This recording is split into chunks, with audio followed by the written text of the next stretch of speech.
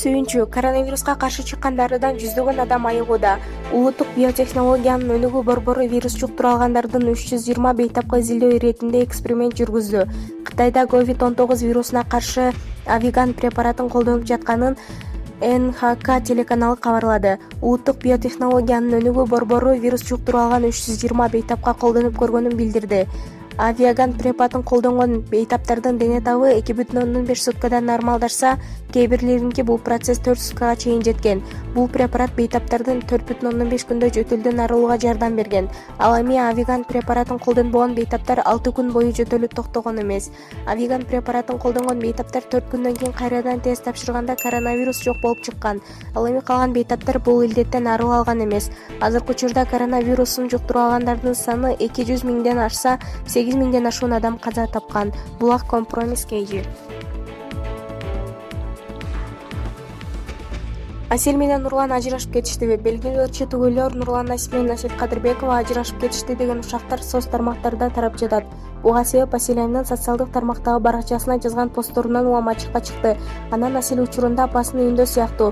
Инстаграмдан да Нурландан отписка болуп кеткенине күбө болдук. Чындыкты азырынча эч ким билбейт. Асель азырынча жалаң өзүн жана кызын сүрөткө тартып жүктөп жаткан маалы.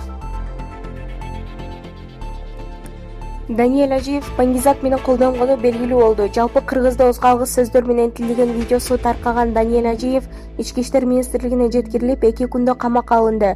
Бул тууралуу редакцияга өздүк булактар кабарлашты.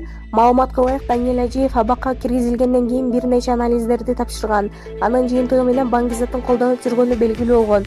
Ал кыргыз элинин беделине шек келтирип, уят сөздөр менен сөгүнгөн билдирүүсү үчүн жана өзү аталган видеодо айткан бир нече кылмыштары боюнча териштирүү иштери башталган. Эскерте кетсек, буга чейин Даниел Ажиев коронавируска байланыштуу кырдаалдан улам элге азык-түлүк таратып жаткан видеосун жарыялаган. Андан кийин ага мурда интернет аркылуу интимдик кызмат көрсөткөн кыздарды иштеткенсиң, сага эмне жок деген сындуу ачуу сөздөр айтыла баштаган. 1-2 жыл мурун Даниел Ажиев интернет аркылуу интим кызматын көрсөткөн кыздарды иштетип кармалганы чын. Бул жаңылык бардык ЖМКларга чыккан.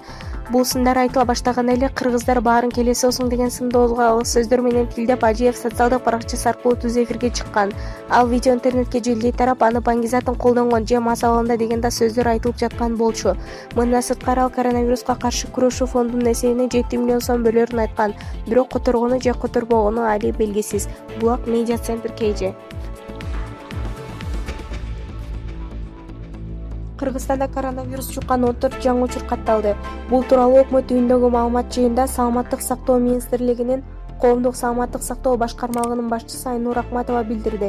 Анын айтуусуна караганда, алар Жалал Абадта жана Ошто бүгүнкү күндө өлкө боюнча коронавирусту жуктурган 58 учур аныкталды деп кошумчалады ал. Алардын ичинен Жалал Абад облусунда 27, Ош облусунда 26, Бишкек шаарында 4, Баткен облусунда 1. Вирус жуктура алгандардын 10 аял, 4 эркек киши. Алар Сузак, Өзгөн, Кара Суу, Ноокат районунун жана Ош шаарынын тургундары. Кыргызстанда коронавирус жуктурган 14 кишинин 5-өө кичи ажылыктан келсе, калгандары мурдагы бейтаптар менен байланышта болгондор. Бул тууралуу Коомдук саламаттык сактоо башкармалыгынын жетекчиси Айнур Акматова брифинг учурунда билдирди.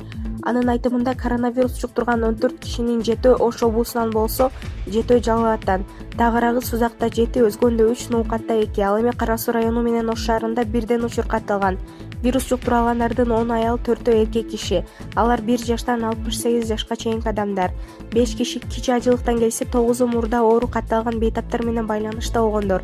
Учурда булар менен байланышта болгон адамдар аныкталып, үй карантинине алынды, деди Акматова. Ушул тапта өлкө ичинде коронавирус жуктура алгандардын саны 58 болду. Бишкек, Ош, Жалал Абад шаарлары жана Ноокат, Кара Суу, Сузак райондоруна 15 апрелге чейин өзгөчө абал киргизилген. Маалымат чындык KG. Саламатсызбы? Ставка койгон оюн жок болуп жатабы? Анда сиздерге 1x Games'ти сунуштайбыз. Сиз бул жакта оюндарды ойноп, көптөгөн баалуу белектерди утуп алсаңыздар болот. Андыктан чамдаңыздар.